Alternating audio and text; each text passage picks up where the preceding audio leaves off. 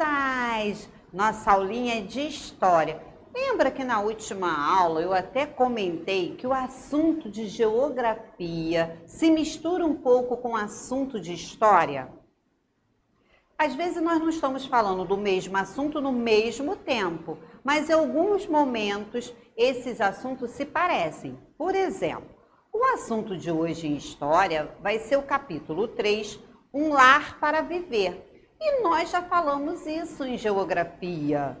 Lembra que eu até dei um trabalho perguntando o que quer dizer residência, que aí vocês falaram que era moradia, casa e tal. E expliquei também que todos nós precisamos viver num lar para ficar abrigado do sol, da chuva, que todos nós temos na nossa família, que a família pode ser pequena de núcleo, ou pode ser extensa, que as famílias são diferentes umas das outras, porque tem criança que a família dessa criança é quem ela convive na casa dela. Então, tem criança que vive com os avós, tem criança que vive com os tios, tem criança que vive só com a mãe, só com o pai e com a mãe, com o pai, com a mãe, com a avó, com o avô, com o tio, com a tia. Então, isso vai depender.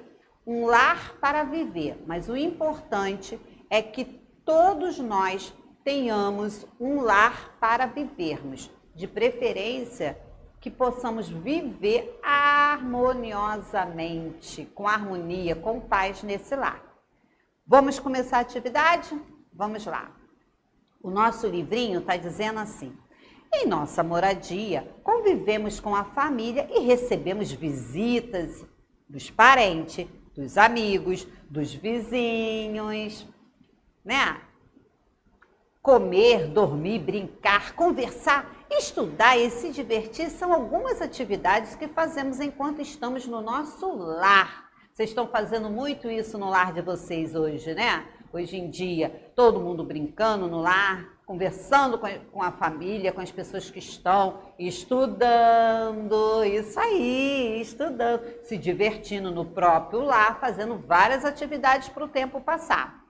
Você já observou a divisão de uma moradia? Ela pode ter um ou mais cômodos, quarto, sala, banheiro, cozinha, área de serviço. Há moradias que têm até jardim, quintal, tem outras que tem terraço, né? Então, dependendo do tamanho da moradia. Hoje, a maioria das pessoas vivem em apartamentos. E os apartamentos, infelizmente, a cada dia são construídos com menos espaço. Então, os quartos são menores, a sala, muitas vezes a varanda é tão pequenininha que para nós termos mais espaço é preciso descer, ir para o play, para a área de convivência, né? Mas quem mora em casa tem um espaço maior. Tem casa que tem terraço, tem casa que tem quintal, tem casa que tem garagem, tem casa que tem jardim. Todos os moradores podem cuidar da organização e da limpeza do lar. Para isso é preciso que cada um se responsabilize por alguma tarefa. Não é justo morar um monte de gente no mesmo lugar, na mesma casa, e só uma pessoa limpar? Ah, isso não é justo, gente. Todos nós podemos fazer alguma coisa. Tia, até eu que sou criança, até você que é criança, brincou? Guarda os brinquedos no lugar de novo. Exatamente. Escovou os dentes? Lava a escovinha bem bonitinha. Guarda no lugarzinho dela. A tia é alta, então pede uma ajuda, se for alto. Mas se der para você escovar, bebeu água? Bota o copo na pia direitinho, por que não? Vai deixar o copo largado em qualquer lugar? Foi no banheiro, dá descarga, exatamente. Vocês podem até ajudar a colocar o lixo, o lixeiro, dependendo. Ah, eu moro aqui no apartamento, então vou amarrar o meu lixinho, o saco bem amarradinho.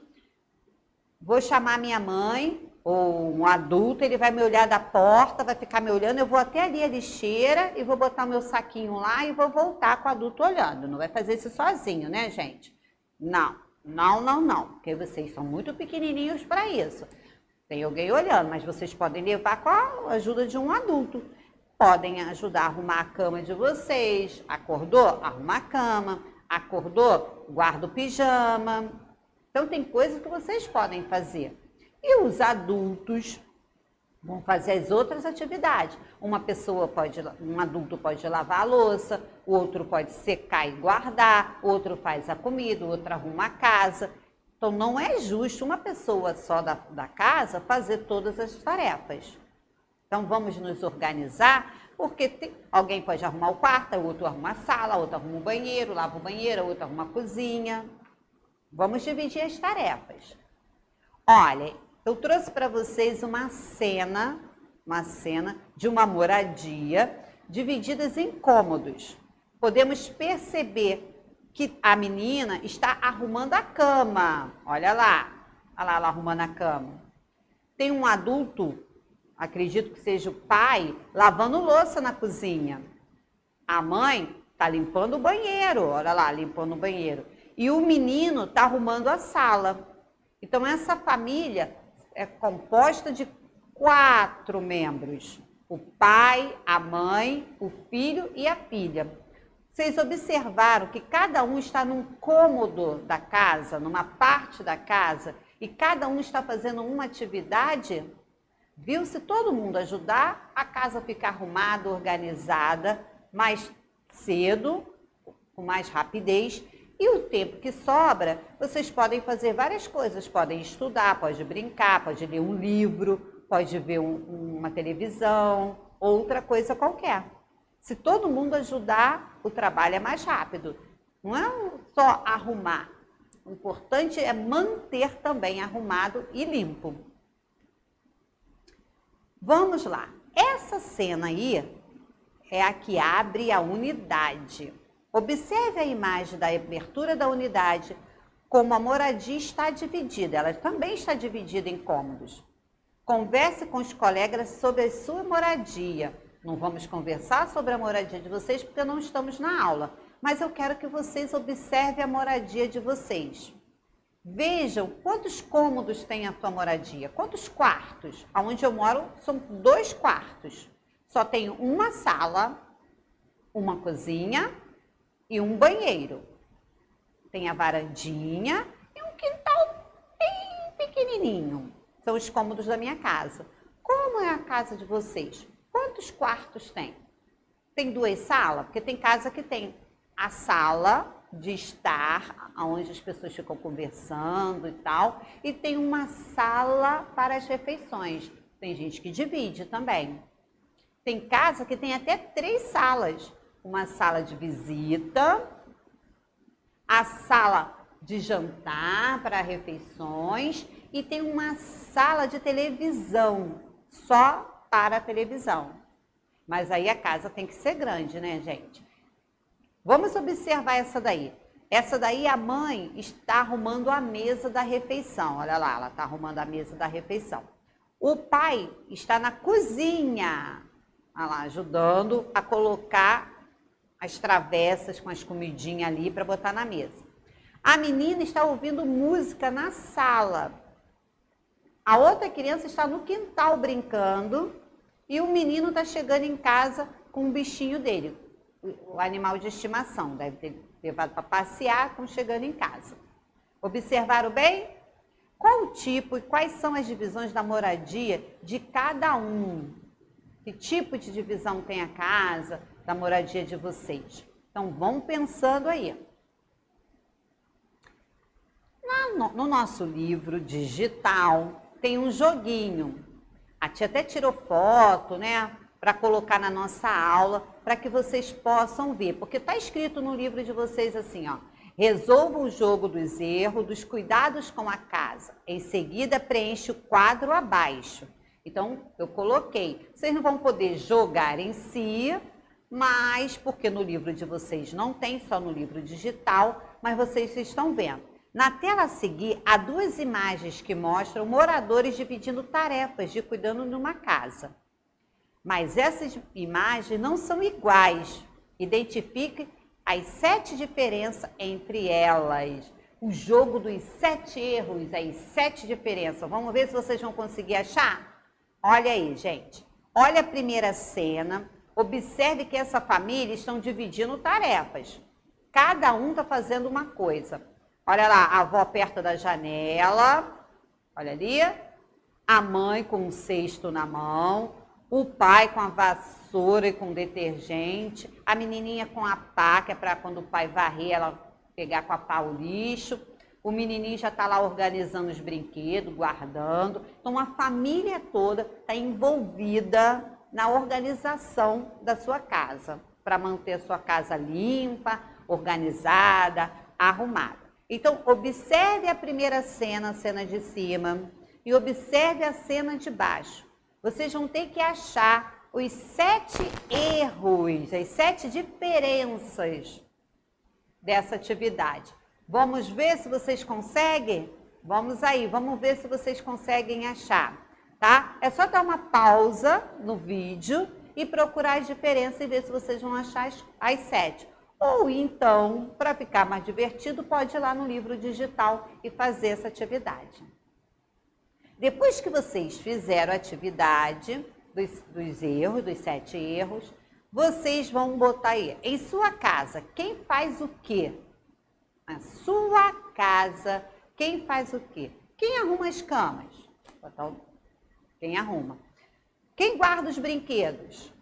Quem prepara as refeições? Quem lava a louça? Quem põe o lixo lá fora? Quem lava a roupa? Ah, tia, aqui em casa quem lava a roupa é a máquina. É engraçadinho. E quem põe a roupa dentro da máquina, hein? Quem é? Quem que vai lá separar por cor a roupa? Porque não pode também pegar tudo quanto é roupa e botar lá dentro, não. Tem que separar. Roupa branca, as roupas claras, as roupas escuras. Tem roupa muito delicada, tem roupa que não é tão delicada assim. Tem que ver a quantidade certa de sabão, tem que ver a quantidade certa de amaciante, a quantidade de água. Você vai botar pouca água, médio ou muita. Né? Dá trabalho, depois tem que esperar a máquina bater. Quando a máquina terminar a atividade, a gente tem que pegar a roupa, sacudir direitinho, esticar direitinho e colocar para secar. Dá trabalho, tá? Muito bem. Quem vai ao supermercado fazer as compras? Quem limpa os banheiros? Quem tira o pó dos móveis e objetos? Quem passa o aspirador ou varre a casa? Quem cuida dos animais domésticos que tem na casa, os animais de estimação? Então, eu quero que vocês coloquem o nome das pessoas. De preferência, por exemplo, se for a mãe, a minha mãe é Cristina. Se for o pai, meu pai José. Se for a vovó, minha avó Antonieta, e põe o nome, tá? Se for o irmão, meu irmão Joaquim, aí põe o nome também. Que é para a gente poder ver o membro da família e saber também o nome desse membro da família. Número 2. Quem é a pessoa que mais ajuda nas tarefas de sua casa? Quem é a pessoa que mais ajuda nas tarefas de sua casa? E por quê? Por que essa pessoa que mais ajuda? Aí vocês têm que escrever. Número 3. Se você fosse o responsável pela divisão de tarefas, quais atividades seriam feitas por cada membro de sua família? Se vocês tivessem que dividir as tarefas na casa de vocês, pronto. Fala assim, bom, olha, hoje você vai dividir a tarefa, você vai dizer o que cada pessoa deve fazer. O que você faria? Como você ia fazer essa divisão? Quais atividades, né, seriam feitas por cada membro? Aí vocês vão colocar, eu faria isso, isso, isso. Minha mãe faria isso, isso, isso. Nanã faria isso, isso, isso. Tá? É simples. Muito bem. Então, nós já falamos sobre tipos de moradia em outras aulas.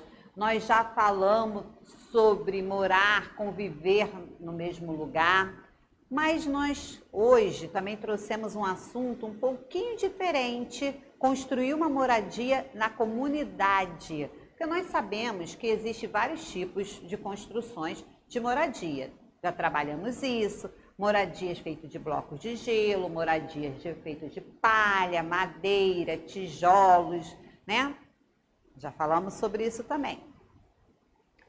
Hoje nós vamos ouvir uma coisinha diferente. Talvez para vocês nunca tenham visto. Eu não sei. Vamos lá? Como as pessoas faziam para construir uma moradia na comunidade, né? No lugar onde tem muita gente humilde, muita gente simples, com poucas condições financeiras.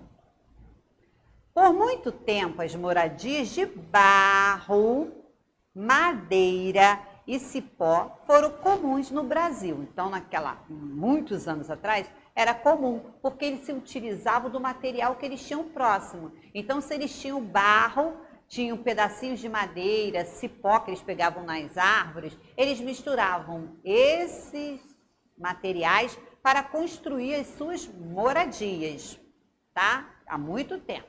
Algumas casas feitas com esses materiais ainda são encontradas no meio rural, lá no campo, bem longe da cidade. Em muitas comunidades, os vizinhos são solidários, pessoas que ajudam umas às outras. E fazendo mutirões ajudam na construção dessas moradias. O que é mutirão? Eles combinam, ó gente, vamos fazer a casa do seu José. Então, essa semana, todos os vizinhos vão vir e ajudar a construir a casa do seu José, um exemplo. Então, mutirão é isso. Todos combinam e todos trabalham junto para fazer a mesma atividade.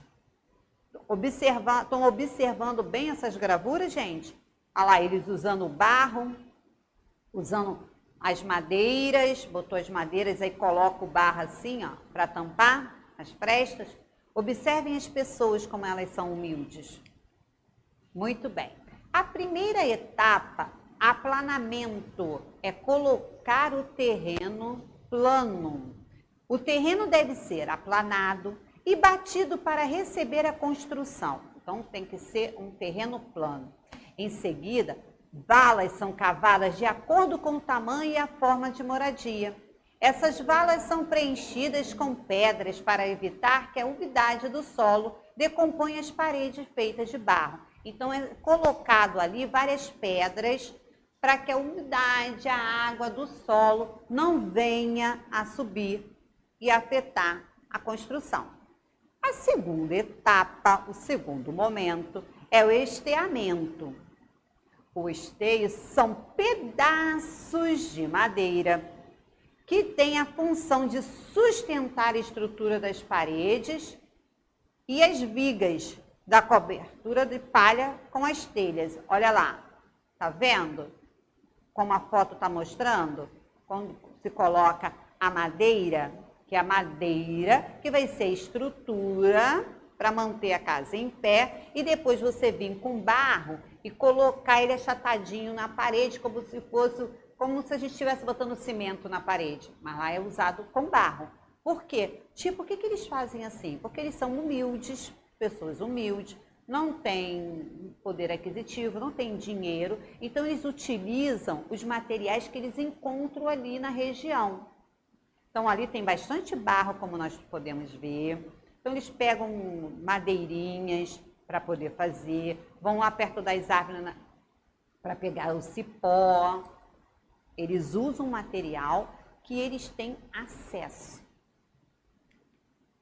Muito bem. Os bambus são amarrados aos esteios com cipó. Olha lá, gente, que legal! Faz tipo uma gradezinha, né? Um trançado com bambu e os cipózinhos. Que legal! Nessa etapa, os moradores decidem os locais onde ficarão a porta e as janelas, porque onde está a porta e a janela tem que ficar aberto, né, gente? Tem que ter abertura, não pode fechar tudo. Essa foi a terceira etapa. A quarta etapa, que é o barreamento, na hora que você vai colocar o barro para tampar todas as frestinhas que ficaram. Logo depois que o barro é amassado, com os pés, começa o trabalho do barramento. Ele é feito por pelo menos 2 pessoas no mesmo tempo. Enquanto uma preenche a parede por dentro da casa, a outra preenche por fora. Então tem que ficar uma pessoa do lado de fora, a outra do lado de dentro da casa, na mesma direção. Então, quando uma pega o barro e vai colando na parede, botando na parede, a outra por dentro tem que vir no mesmo espaço e colocar também. Porque aí vai fechar tudo direitinho e vai fazer a parede bonitinha. Viu como é uma coisa diferente, é uma novidade que o livro está trazendo para a gente. Até porque nós não temos muito contato na cidade com esse tipo de construção. Esse tipo de construção nós encontramos mais no meio rural, no interior, né? Aqui na cidade nós encontramos outros tipos de construções. Nós encontramos alguns barracos feitos de madeira, de animais, materiais encontrados pela rua, papelão e tal, e outros que você pode ver em muitas comunidades. As pessoas pegam esses materiais que encontram pela rua, no lixo, e constroem as suas moradias. Mas lá, no meio rural, lá no campo, onde tem esse material em abundância, eles usam esse tipo de material. Pra gente é uma novidade, né, gente? Talvez vocês já tenham passado, quando viajaram com a família para o interior do país, pode ter passado por uma casa assim e nem perceberam que ela era feita dessa forma. Vamos ver o que o livro está perguntando? As moradias feitas com barro amassado ainda são construídas no Brasil? Onde? Acabei de falar onde, né? Mas lá no início também tem. Mas a tia falou. Ordene de 1 a 4 as etapas de construção de uma casa de barro amassado. O que nós fazemos primeiro? Onde a gente vai botar o número 1? A amarração, a gente amarra o bambu com cipó primeiro. O esteamento. O barreamento. Ou aplanamento? Será que a gente... Tia, esteamento, barreamento, aplanamento, está escrito lá nas etapas da construção. Etapa 1, etapa 2, etapa 3, etapa 4. Então, é só vocês olharem lá o nome e colocar a numeração de forma correta. O que acontece primeiro? O que acontece segundo, terceiro e quarto? Você acha importante os vizinhos se ajudarem?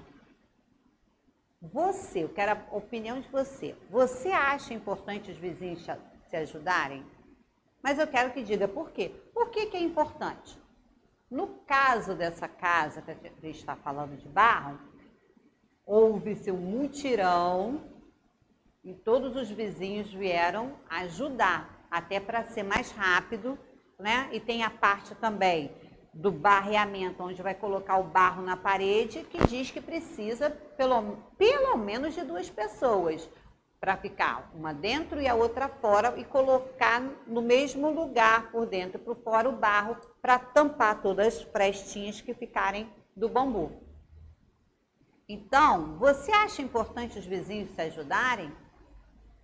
No tempo que nós estamos vivendo, né? Muita gente está sendo solidária com outras pessoas, pessoas que estão passando necessidade, ou pessoas que não podem ir à rua porque são idosos, porque está do grupo de risco. Aí tem muita gente que se oferece, não, eu vou lá na rua para você comprar a tua comidinha, eu vou na farmácia. Então tem muita gente mostrando-se solidária. Então pense nisso. Você acha importante os vizinhos se ajudarem? Por quê? Viu, gente? A gente também aprende coisas novas e revê outras coisas diferentes. Vamos pensar nisso, a importância de ajudar uns aos outros? E até a próxima aula. Bye!